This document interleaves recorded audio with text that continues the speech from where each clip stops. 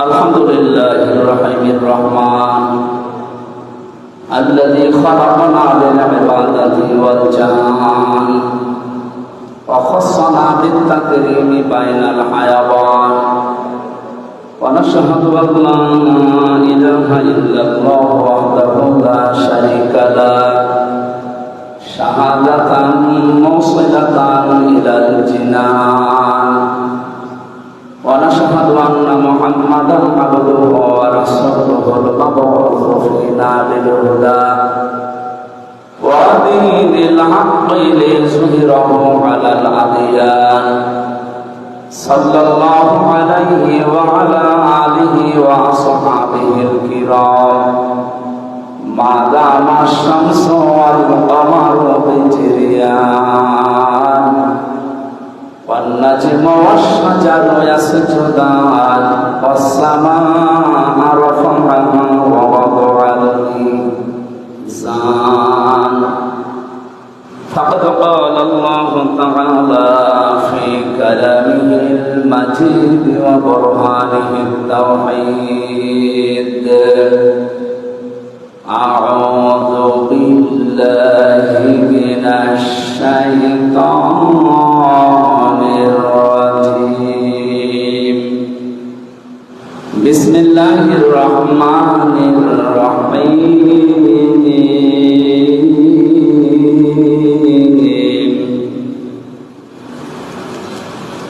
فويل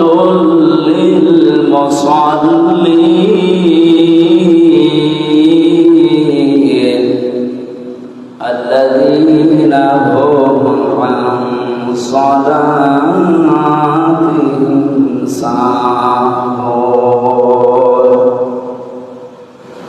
الذين هم يراءون ويمنعون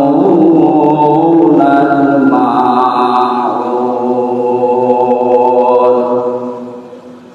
صدقت يا ربنا اللهم صل على محمد وآله وصحبه وبارك وسلم আলহামদুলিল্লাহ প্রশংসা আদায় করছি আমাদের মালিক মহান রব্বুল ইজ্জাত ওয়াল জালালের দরবারে, যিনি পবিত্র জিলহজ মাস জমার দিন আজানের সাথে সাথে তার ঘর মসজিদে আসার তৌফিক আমাদেরকে ভিক্ষা দিবেন। আলহামদুলিল্লাহ। কোরআনে কারিমে আল্লাহ জানিয়েছেন, ইয়া আইয়ুহাল্লাযীনা আমানু ইযা নুদিয়া লিস-সালাহ মিন ইয়াউমিল জুমআতি ফাসআউ ইলা যিকরিল্লাহি ওয়া যারুল বাই'আ যালিকুম খায়রুল লাকুম ইন কুনতুম তা'লামুন। ওহে যারা ঈমানের দাবি করো, জমার দিন, বিশেষ করে জমার দিন যখন আজান দেওয়া হয়, দুনিয়ার সব কাজ কাম বাদ দিয়ে নামাজের জন্য তোমরা দৌড়াও। বেচা কিনা, ব্যবসা বাণিজ্য, ক্ষেত খামারে কাজ কাম যত কিছু আছে সব বন্ধ করে নামাজের জন্য দৌড়াও। যালিকুম খায়রুল লাকুম, এইটাই তোমাদের জন্য উত্তম। নামাজ নেই, নামাজের শিক্ষা নেই। ওখানে যদি কেউ 5 লক্ষ টাকা 1 ঘন্টায় উপায় করে, ওই টাকা নিয়ে তার নিজের প্রতিষ্ঠান থেকে যদি বাড়ি পর্যন্ত আসতে চায়, যে সমাজে নামাজ নেই, যে রাষ্ট্রে নামাজ নেই, সেখানে চুরি আছে, ডাকাতি আছে, ছিনতাই আছে, রাহাজানি আছে। প্রতিমধ্যে যদি তাকে ধরে, সে যদি অর্থ দিতে না চায়, তাকে মেরেও ফেলতে পারে। তার টাকা তো সম্পদ তো নেবেই, তাকে মেরেও ফেলতে পারে। কিন্তু যে সমাজে নামাজ আছে, নামাজের শিক্ষা আছে, ওই সমাজে যদি ও ঘন্টায় 5 লাখ না 10 লাখ টাকা উপায় করে বৈধ পন্থায়, এই টাকাগুলো নিয়ে তার প্রতিষ্ঠান থেকে যদি বাড়িতে যেতে চায়, তার মনের ভেতরে শুধু আল্লাহ বাদে আর কারো ভয় থাকার কথা না। আল্লাহ তাআলা এইটা জানিয়েছিলেন যে নামাজের পরিবেশ যদি সৃষ্টি হয়, নামাজ যদি কায়েম হয়, তাহলে ওই সমাজে চুরি ডাকাতি রাহাজানি ছিনতাই এগুলোর কোনো ভয় থাকবে না। তুমি ঘন্টায় 10 লাখ টাকা উপায় করলেও বাড়ি নিয়ে যাবে নির্বিঘ্নে নিশ্চিন্তায়। এই জন্য নামাজের এত গুরুত্ব দিয়েছেন। অন্যান্য নামাজেরও গুরুত্ব আছে। জমার দিন বিশেষ করে এটা গরিবদের ঈদের দিন বলা হয়। গরিব মানুষ আমরা যারা আছি এদেশে, ৬,০০০ কিলোমিটার দূর এখান থেকে মক্কা মদিনা, এত দূর যেয়ে হজ করা প্রতিদিন তো সম্ভব না। জমার দিন যখন মানুষ আসে মসজিদে, এটা গরিবদের জন্য ঈদের দিন বলা হয়েছে। বলেন সুবহানাল্লাহ। আজকে নামাজের জন্য এসে কোনো মানুষ যদি সামনের কাতারে হড়োহড়ি না করে শান্তশিষ্ট ভাবে বসতে পারে, নবীজি বলেন তাকে একটা উট কোরবানি করার সওয়াব দেওয়া হয়। এটা উটের নাম কত বলেন? 15-20 লাখ টাকা। আপনি শুধুমাত্র আজানের সঙ্গে সঙ্গে এসে প্রথম কাতারে একটু বসেছিলেন নামাজের উদ্দেশ্যে, 15 থেকে 20 লাখ টাকা আল্লাহ রাস্তায় সাদকা করার সওয়াব অলরেডি আমরা অনেকে পেয়ে গেছি, আলহামদুলিল্লাহ। এরপরে যে আসে তাকে একটা গরু, এরপরে যে আসে সে একটা ছাগল, এরপরে যে আসে সে একটা মুরগি, এরপরে যে আসে সে একটা মুরগির ডিম। এরপরে যখন ইমাম সাহেব খুতবা শুরু করে দেন, আলোচনা আরম্ভ করে, তখন ফেরেশতারা এটা লেখা বন্ধ করে দেন। অন্তত আমরা যারা এর আগে চলে এসেছি আলোচনায়, কোরআনের কথাগুলো শুনছি, আল্লাহ যেন এই সওয়াব থেকে, নেকি থেকে আমাদেরকে বঞ্চিত না করেন, বলেন আমিন। তাহলে জমার দিনের গুরুত্বটা বুঝলাম, যে সব কাজ কাম বাদ দিয়ে কেন নামাজে আসতে হয়। কারণ নামাজের পরিবেশ না থাকলে ওখানে নিরাপদ থাকা যায় না। এই জন্য আল্লাহ দিয়েছেন যালিকুম খায়রুল লাকুম, এটা উত্তম হবে তোমাদের জন্য। বললাম এর ভেতরে ভালো কিছু লুকিয়ে আছে। আমরা যে সমস্ত দেশগুলোতে নামাজের শিক্ষা দেখেছি, আফগানিস্তানে, সৌদি আরবে, এই জায়গাগুলোতে আমরা দেখি নামাজটা তারপর 100% কায়েম আছে আফগানিস্তানে। বাকি কোনো দেশে 100% নামাজ কায়েম নেই। যতটুকু আছে তারা রাষ্ট্রীয়ভাবে, ব্যক্তিগতভাবে তারা নামাজ আদায় করার কারণে তাদের ব্যক্তি, পরিবার, সমাজ, রাষ্ট্রে শান্তির যে ফলগধারা প্রবাহিত হচ্ছে, আমরা ওই পরিবেশ বাংলাদেশেও দেখতে চাই নামাজের মাধ্যমে, ইনশাআল্লাহ। আপনারা চান না? বলেন আপনারা চান না? আজকের তেলাওয়াতকৃত আয়াত আপনারা মুখস্থ আছে অনেকে। সূরা মাউনের 4 নম্বর আয়াত থেকে আমরা তেলাওয়াত করেছি 7 নম্বর আয়াত পর্যন্ত। নামাজ একটা গুরুত্বপূর্ণ ইবাদত আমার আল্লাহর কাছে। পৃথিবীর যত বিধান সব জিবরাইলকে দিয়ে আল্লাহ পাঠিয়েছিলেন দুনিয়ায়। একমাত্র নামাজ আর সিয়াম, এই দুইটা আল্লাহ পাক নিজে আরশে মুহাম্মদ রাসূলুল্লাহকে ডেকে নিয়ে তাকে হাদিয়া দিয়েছেন। 50 ওয়াক্ত নামাজ দিয়েছিলেন, 6 মাস ব্যাপী রোজা দিয়েছিলেন। বিশ্বনবী যখন আসছিলেন আরশ থেকে, প্রতিমধ্যেই জালিলুল কদর নবী হযরতে মুসা পয়গম্বরের সাথে দেখা, ডাক দিয়ে বললেন, ইয়া রাসূলুল্লাহ সাল্লাল্লাহু আলাইহি সাল্লাম, আপনি আল্লাহর সাথে দিদারে গিয়েছিলেন, তার বাড়িতে মেহমান হয়ে। কি দিয়েছে মেহমান হিসাবে?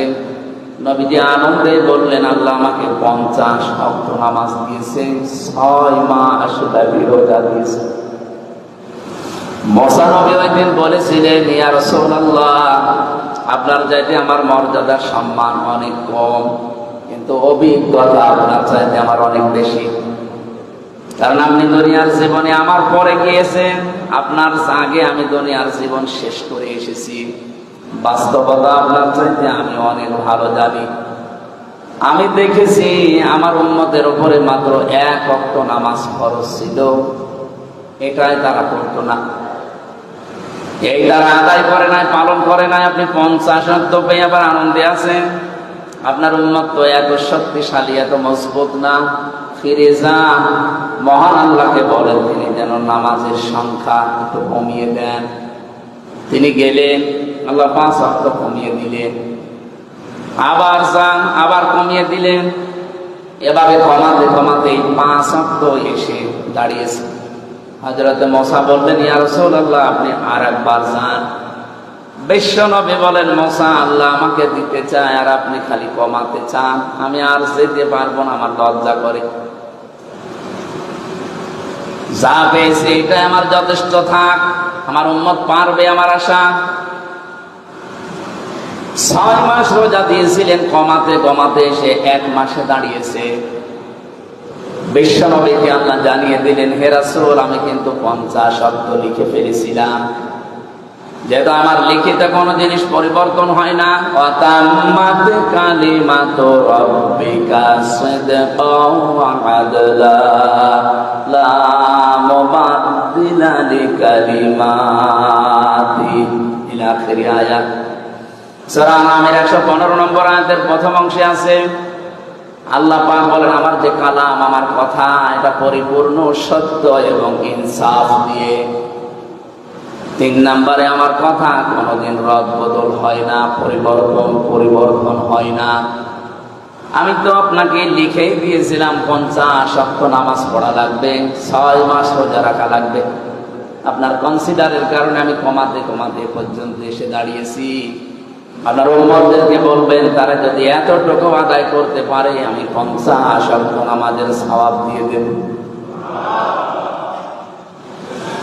বিশ্বনবী এর জন্য পৃথিবীতে যত কিছুর গুরুত্ব দিয়েছেন, সবচেয়ে বেশি গুরুত্ব দিয়েছেন 2টা জিনিসের। যেদিন তিনি ইন্তেকাল করবেন, ওই দিন ছেলের কথা, মেয়ের কথা, স্ত্রীর কথা, নাতির কথা বলেন নাই।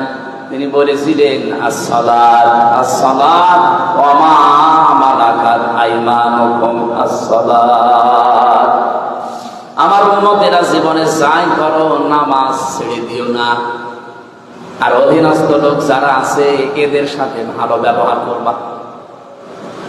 জীবনের শেষ কথা ছিল তার এই 2টা। বাংলাদেশের বিভিন্ন প্রান্ত থেকে যারা এই মসজিদে 201 গম্বুজ মসজিদে এসেছেন নামাজ আদায় করার জন্য, কান খাড়া করে শোনেন, জীবনে যত কিছুই হয়ে যাক, নামাজ বাদ দেওয়া যাবে না।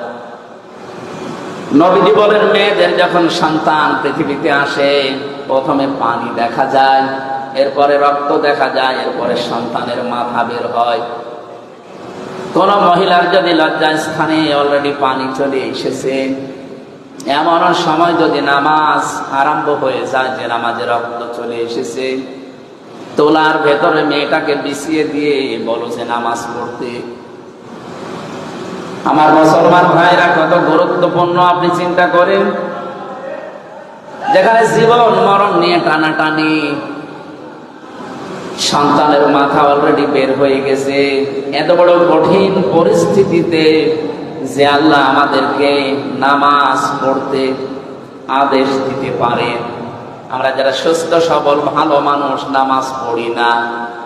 আল্লাহ বলেন, যারা সুস্থ থাকার পরেও নামাজ পড়ে না, আমি আল্লাহ নিজে তাদের দায়িত্ব ছেড়ে দেই। বলেন নাউযুবিল্লাহ। জীবনের শেষ দিন তিনি এই কথা বলার পরে যখন অসুস্থ হয়ে একেবারে বিছানাগত,